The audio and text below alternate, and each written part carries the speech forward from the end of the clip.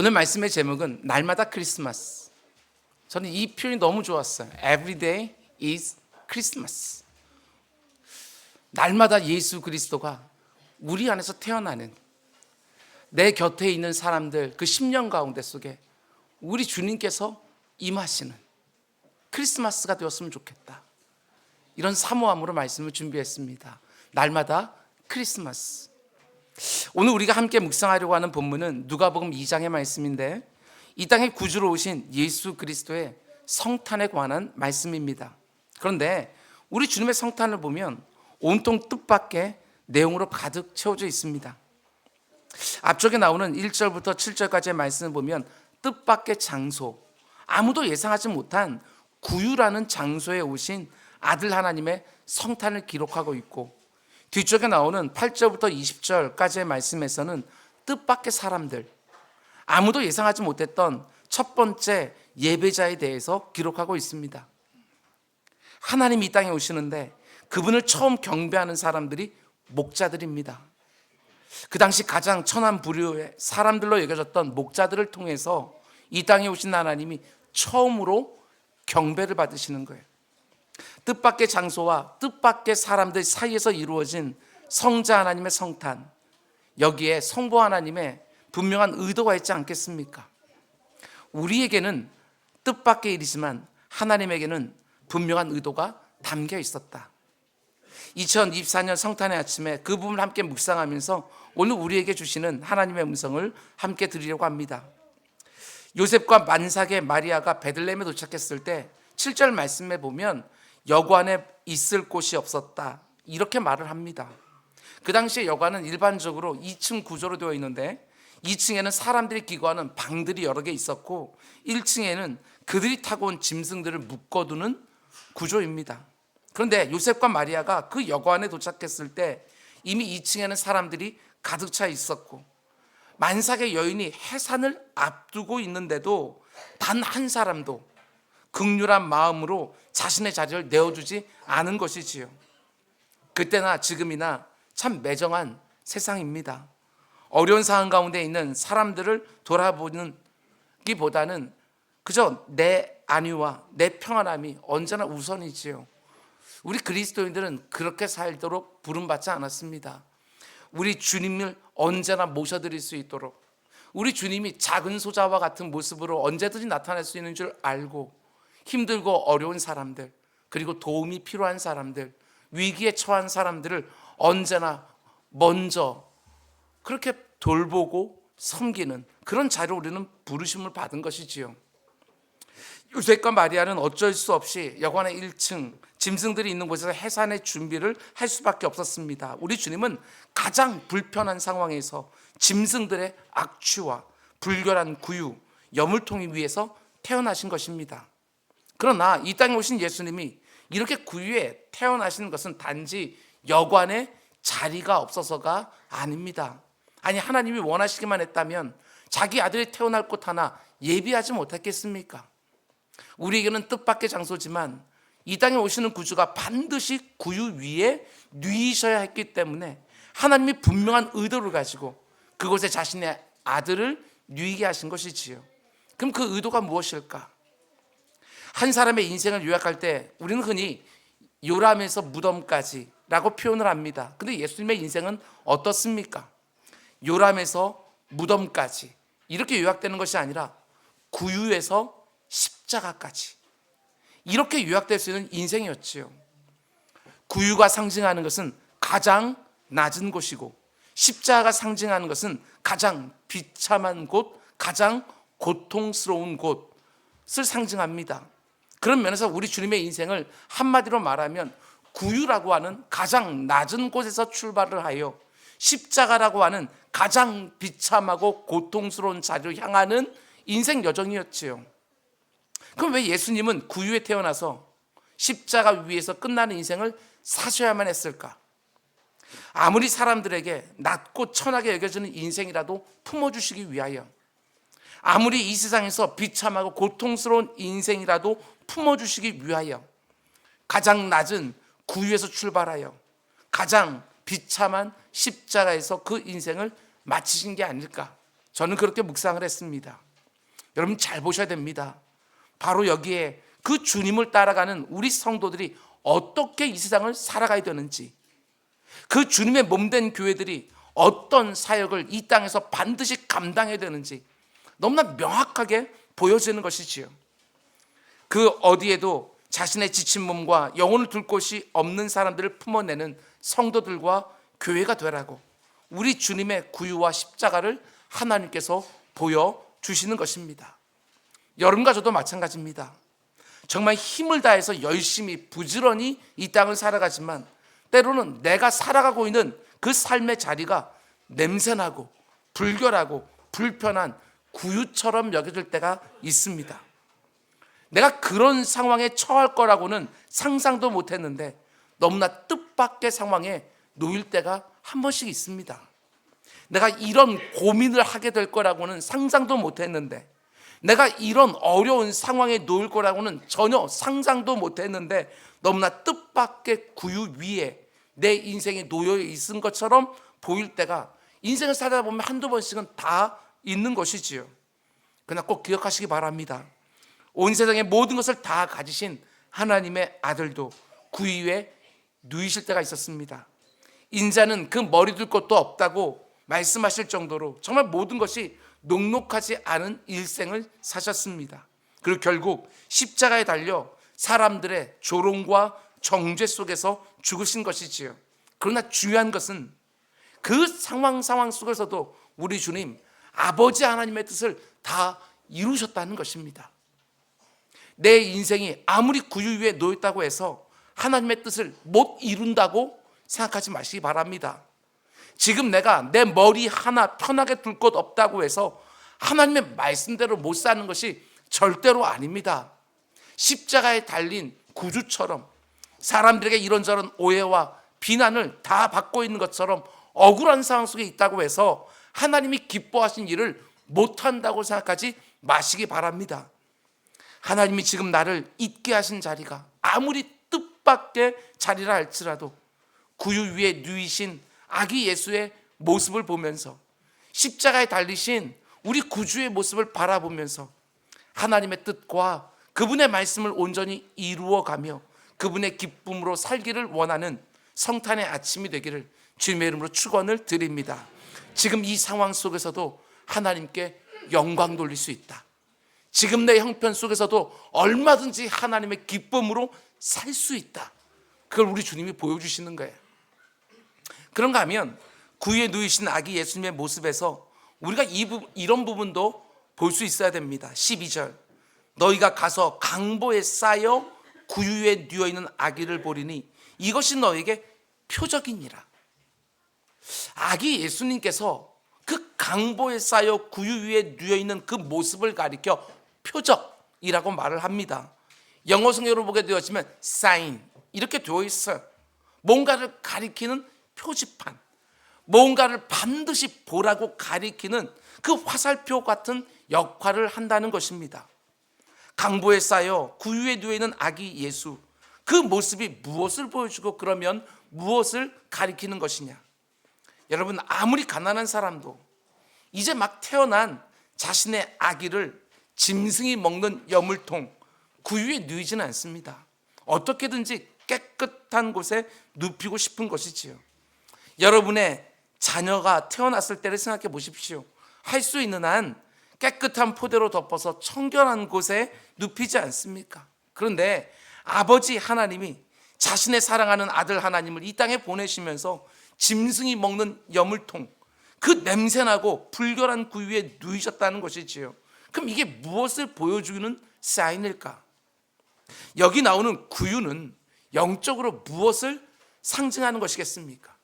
여러분과 저의 심령을 상징하는 거예요.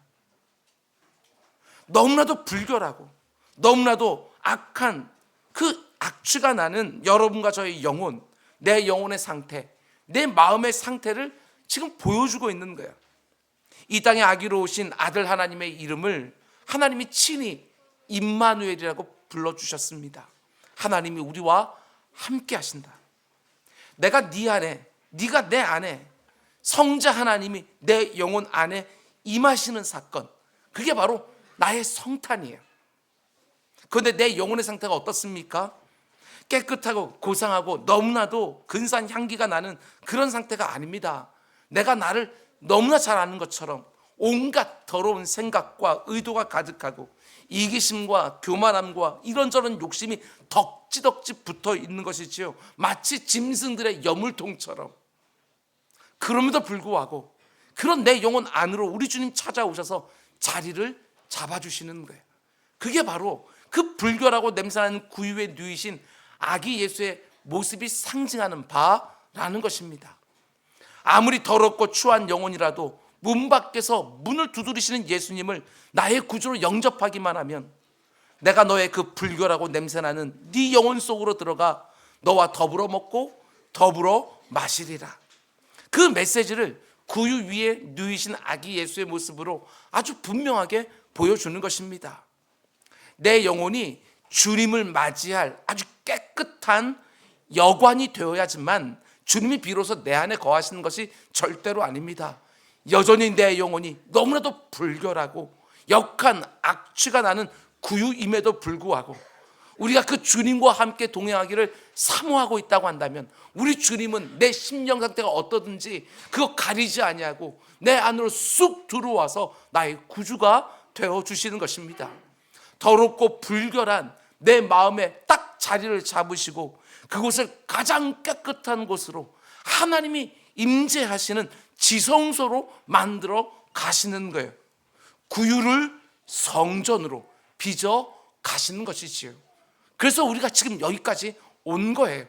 예수 그리스도를 나의 구주로 처음 영접하는 그 순간 여전히 내 심령은 구유와 같이 온갖 더러운 것이 덕지덕지 묻어 있었지만 우리 주님이 그 안에 좌정하시기 시작하시면서 그 가운데 임마누엘로 나와 함께 하시며 그 더러운 것들을 하나하나 제거해내시고 그 구유를 여관으로, 그 여관 같은 아직까지도 세속적인 욕심들이 덕지덕지 묻어있는 그곳을 하나님이 임재하시는 성소로 만들어가고 계신다. 저는 이게 얼마나 은혜가 되는지 모르겠어요. 이 귀한 성탄 아침에 강포로 쌓여있는 구유 위에 누이신 아기 예수를 바라보면서 내 가슴 깊은 곳에서 우러나오는 진정한 감사와 감격 어린 찬송과 그리고 성화에 대한 다시 한 번의 각오가 있기를 주님의 이름으로 축원을 드립니다. 계속해서 이어지는 본문을 보면 지금까지 강포에 쌓여 구유에 누이셨던 아기 예수의 모습을 보여줬던 성경의 저자는 여러분과 저의 시선을 베들레헴 지경 밖에 있었던 목자들을 향하게 하는 것을 보게 되어집니다. 그 당시 양을 치던 목자들은 유대인 사회에서 가장 멸시를 받고 소외된 사람들을 가운데 하나였습니다. 8절 그 지역의 목자들이 밤에 밖에서 자기 양떼를 지키더니, 여기 보면 자기 양떼를 지키고 있었다 이렇게 말하고 있지만 사실 그 양들은 목자들의 소유는 아닙니다. 주인은 따로 있고 아주 작은 임금을 받고 양을 먹이고 양을 지키는 거예요. 특별히 이 당시 예루살렘 근방에 있었던 목자들은 성전에서 제물로 드릴 희생양을 준비하기 위하여 고용된 사람들이고 밤에 밖에서 일했다는 것은 그 당시에 가장 고된 일을 하는 가장 소외된 부류의 사람들이었다는 것을 의미하는 것이지요. 그 당시 목자들이 살아가는 일상을 보면 들짐승이 나타나 혹여라도 양을 물어가면 주인에게 호된 추궁을 받게 되어지고 또 그 양의 값을 그 얼마 되지 않는 그 임금에서 배상해야 되는 경우도 빈번했기 때문에 단 한 시간도 그 양들에게서 눈을 뗄 수가 없었습니다. 뿐만 아니라 양들과 항상 밖에서 지내기 때문에 일반적인 유대인들과 같이 철저하게 정결법을 지킬 수도 없었습니다. 뭘 안 먹고 뭘 안 만지고 이런 율법을 지킬 수가 없었어요. 그래서 유대인들은 이들을 보면서 부정하다고 생각을 했습니다. 뿐만 아니라 요즘과 같이 주 5일째 근무를 하는 것도 아니기 때문에 안식일을 제대로 지킬 수도 없었어요. 그렇기 때문에 유대인들은 이 목자들을 영적으로 불결하다 이렇게 생각을 하고 그들과 접촉한 것도 꺼려했습니다. 그런데 이게 참 아이러니하지 않습니까? 예루살렘 성전에서 제물로 바쳐질 그 순결한 희생양을 키우고 지키기 위해서 정작 자기 자신은 하나님 앞에 나아가지 못하는 희생양이 되고 있었다는 것입니다. 누군가는 반드시 해야 될 일인데 그 일을 지금 하고 있는 것이지요. 다른 사람들이 하나님 앞에 예배를 잘 드리기 위하여 자신들은 정작 예배에 가지를 못하는, 희생양을 준비하기 위하여 스스로 희생양이 된 사람들, 그들이 바로 목자들인 거예요. 베들레헴에서 예루살렘까지는 불과 8km밖에 떨어지지 않았습니다. 2시간도 안 되는 거리에 그 당시에 모든 유대인들이 너무나 가고 싶어하는 예루살렘 성전이 있는 거예요. 그런데 이 목자들은 그렇게 가까운 거리에서 일하고 있으면서도 그 성전에 갈 수가 없는 거예요. 그러니까 그 마음이 얼마나 안타까웠겠습니까? 거기에다가 성전에서 하나님께 드려질 흠 없는 양을 키우는 사람들이었지만 모든 사람들은 자신들을 가리켜 흠 있는 사람으로 다 보고 있는 거예요. 그런 사람들이 바로 그 당시에 목자들이지요. 근데 중요한 것이 무엇입니까? 하나님은 굳이 그런 사람들을 성탄의 첫 번째 경배자로 초청해 주셨다는 거예요. 저는 이게 너무나도 은혜가 됩니다. 사람들에게 무시를 받고 따돌림을 당하고 영적으로 정죄를 받던 이런 목자들을 이 땅에 오신 아기 예수를 경배하는 첫 번째 경배자들로 삼아주셨지요. 여기다 하나님의 분명한 사인이 있지 않겠습니까? 그 하나님의 뜻이 무엇일까? 여러 가지로 말할 수 있겠지만 저는 한 가지만 이렇게 묵상해 보았습니다. 이들은 자기들이 이 땅에 오시는 구주의 첫 번째 예배자가 될 수 없다는 사실을 너무나 잘 알고 있기 때문에 여러분 무엇이 있습니까? 이들의 심령에는 지금 감격이 있는 거예요. 감격. 우리가 잘 아는 것처럼 그 당시 권세자들은 구주를 기다리지 않았습니다. 모든 것이 만족스러우니까 굳이 구주가 오셔야 될 필요를 느끼지 못하는 거예요.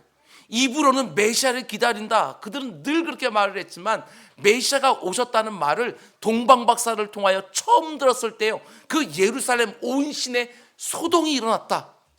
한마디로 패닉 상태에 빠졌다, 이렇게 말합니다. 헤롯 왕은 지금 자기가 왕인데 왕이 태어났다는 말을 듣고 나서 그때로부터 2살 아래에 있는 모든 아기들 다 죽였습니다. 자신의 자리를 빼앗길지 모른다고 생각을 하고요, 엄청난 유아 학살을 한 거예요. 정치 지도자들과 종교 지도자들 역시 패닉에 빠졌습니다. 왜? 지금까지 자기들이 이루어 놓은, 자기들에게 유리하게 이루어 놓은 그 시스템을 위협할 수 있다고 생각을 한 것이지요. 기득권을 가진 사람들은 자기들의 땅에 왕이 오셨다는 것을 오히려 경계했습니다. 지금 그대로가 좋은 것이지요. 감격이 없습니다. 자기들이 그렇게 기다렸던 메시아 왕이 오셨는데 조금 더 기쁘지 않습니다. 그다음 목자들에게는 감격이 있어요. 오늘날도 마찬가지가 아닐까. 모든 것들이 만족스러운 사람들, 아기 예수의 성탄이 무슨 의미가 있겠어요? 자기의 인생 가운데 그 어떤 어려움도 부족함도, 그리고 자신의 실력과 능력을 믿고 사는 사람들에게 예수 그리스도의 그 성탄이 무슨 의미가 있겠어요? 그런데 나는 하나님의 도우심이 없이는 절대로 살 수 없다고 생각하는 그런 사람들, 예수 그리스도의 그 구원의 은총이 없게 되었으면 나 같은 사람이 절대로 구원받을 수 없다고 생각하는 그런 스스로를 죄인이라고 생각하고 병자라고 생각하는 그런 사람들에게 성탄은 그야말로 감격이지요. 오늘 우리가 예수 그리스도의 성탄을 기뻐하며 예배 자리에 다 나왔는데 우리에게 정말 필요한 것은 오늘 본문에 나와 있는 이 목자들과 같은 마음입니다. 가난한 마음들, 예수 그리스도가 반드시 필요한 사람들, 예수 그리스도의 오심을 간절히 기다리는 사람들, 하나님의 구원을 도저히 받을 수 없는 정말 무자격하고 무가치하고 무력한 존재가 바로 나라는 사람인데, 이런 나를 구원하기 위하여 하나님이 자신의 독생자를 이 땅에 보내주셨구나. 이 가난한 심령에 나오는 그 깊은 감격, 그 마음이 오늘 내 마음에 있어야 오늘 이 성탄의 아침을 우리는 감격으로 받아들일 수가 있는 거예요. 내가 얼마나 구주가 필요한 죄인인지 그걸 분명히 알고 있어야 내 능력과 내 지혜로, 내 스스로의 힘으로는 이 땅을 도저히 살 수 없다는 절절한 고백이 있어야 성자 하나님이 이 땅에 성육신해서 나 같은 사람에게 찾아오셔서 임마누엘로 함께 하신다는 사실이 감격이 되어지는 거예요. 그래야 예수 그리스도의 성탄을 묵상하며 우리는 그 감격 가운데 합당한 경배를 드릴 수 있지 않겠습니까? 오늘 본문을 보면 이 천사들이 목자들에게 이렇게 말합니다. 10절, 무서워하지 말라. 보라, 내가 온 백성에 미칠 큰 기쁨의 소식을 너에게 전하노라. 지금 이 천사들이요, 이 땅에 구주가 오시다는 성탄의 소식을 어떻게 표현하고 있습니까? 이 소식이야말로 온 백성에게 미칠, 단 한 사람의 예도 없이 모든 인생들에게 미칠 큰 기쁨의 소식이다. 이렇게 표현하고 있는 거예요. 모든 나라와 모든 민족과 모든 세대를 통틀어서 가장 큰 기쁨이 될 수 있는 유일한 소식이다. 그게 바로 우리 구주 이 땅에 오셨다는 복음의 소식이지요. 뿐만 아니라 천사가 또 목자들에게 뭐라고 말합니까? 11절, 오늘 다윗의 동네에 너희를 위하여 구주가 나셨으니 곧 그리스도 주시니라. 천사들이 이렇게 말합니다. 오늘날 너희를 위하여 구주가 나셨다. 여기서 가장 중요한 표현 중에 하나는 너희를 위하여. 여기서 말하는 너희는 누굽니까? 1차적으로는 그 천사들 앞에 있는 목자들을 가리키는 것이겠지만 궁극적으로는 지금 이 본문 앞에 서 있는 바로 여러분과 저를 가리키는 거예요. 더 궁극적으로 말하면 아기 예수가 왜 이 땅에 오셨어요? 나를 위하여 이 땅에 오시는 거예요. 이 고백이 오늘 우리들에게 입술에 있어야 성탄이, 온전한 성탄이 되어지는 거예요. 나를 위하여 구주 오셨다. 이 고백이 얼마나 중요한지 모릅니다. 예수님이 이 땅에 나신 사건이 그저 2000년 전에 있었던 과거의 사건이 아니라는 것입니다. 그날 오신 예수 그리스도를 2024년 크리스마스에 나를 위해 오신 구주로 내가 영접할 수 있어야 예수 그리스도의 성탄이 내게 실감나게 내 안에서 경험되기 시작하는 거예요. 단지 성경 안에만 있는 주 그리스도가 아니라 오늘 나의 주, 오늘 나의 그리스도가 반드시 되게 해야 되는 것이지요.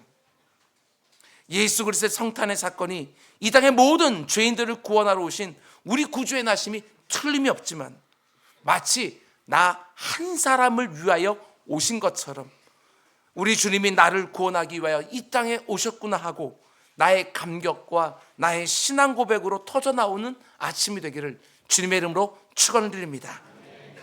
그럼 이제 마지막으로 여러분, 천사들이요 목자들에게 메시지를 전한 후에 어떤 일이 벌어지는지를 보면요, 이게 얼마나 놀라운 광경인지 모릅니다.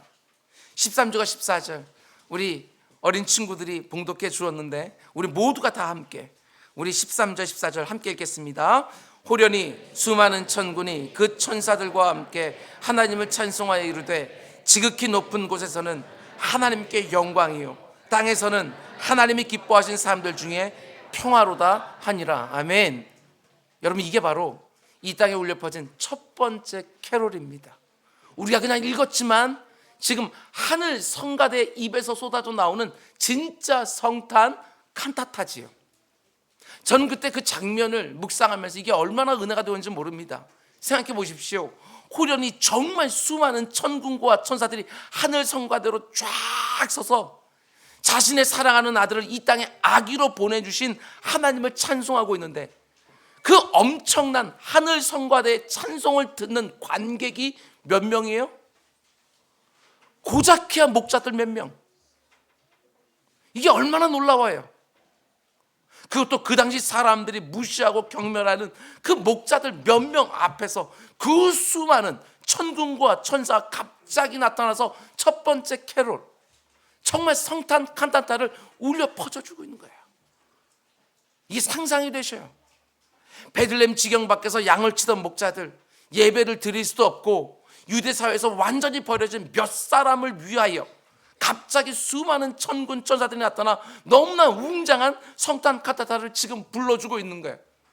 그 당시에 유명한 사람들, 권세 있는 사람들, 귀족들을 다 모아놓고 하늘 성가대가 지금 찬양을 불러주는 것들이 아니라 그 누구도 주목하지 않는 그 목자들 몇 명, 너무나도 불결하여 정죄받는 사람들, 모든 사람이 꺼려하는 그 고작 몇 명의 목자들 앞에 두고 하늘 성가대가 그 웅장하고 아름다운 찬양을 들려주고 있는데, 저는 이 장면을 묵상하면서 생각해 보았어요. 만약에 내가 그때 그 자리에 있었던 목자라고 한다면 하늘 위에 쫙 펼쳐진 그 수많은 천군과 천사들의 찬양을 들을 때 마음이 어떠했을까? 그 감격을 어떻게 표현할 수 있겠어요? 죽을 때까지 잊지 못했을 거예요. 하늘 위에 쫙 도열해서 찬송을 하던 천군 천사들의 모습뿐만이 아니라 하늘 성가대의 그 곡조와 그 가사와 그 리듬과 그 운율과 그 목자들의 그 영혼 가운데 정말 일평생 울리지 않았을까? 아니, 어떻게 잊을 수가 있겠어요? 저는 우리 교회가 정말 이런 교회가 되길 원합니다.